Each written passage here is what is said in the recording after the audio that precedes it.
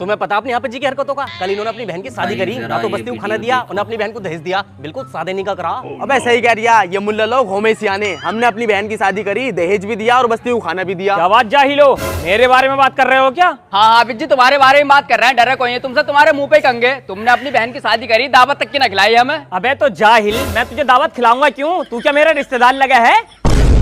हाफिज जी हम तो तुम्हारी रोज दावत कर रहे हैं। अबे तो जाहिल, तू तो मेरी दावत इसलिए करे क्योंकि मैं तेरी बस्ती का इमाम हूँ। तू मेरी बस्ती का इमाम थोड़ी है। और क्या कह रही था भाई तू? मैंने अपनी बहन को कुछ ना दिया? अबे मैंने अपनी बहन को उसकी बाप की जायदाद में से हिस्सा दिया है, जो तुम लोग कभी देते ही नहीं हो।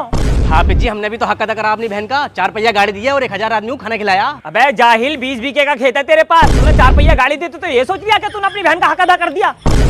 और अगर हम कह दे किसी से उनके बच्चों की हक की बात, तो यूं कहते कर तो दिया हाफिज जी शादी, दे तो दिया दहेज, यही उनका हक था। जाहिलो, जब तक तुम अपनी बहनों को इस्लाम के हिसाब से हिस्सा न दोगे, जब तक उनका हक अदा नहीं हो सकता।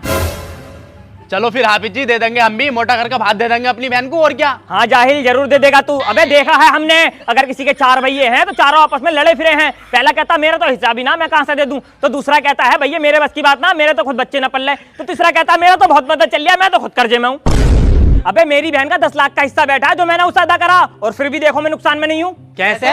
मेरी बहू का 40 लाख का निकल लिया, जो मेरे साले मेरी बहू को देंगे।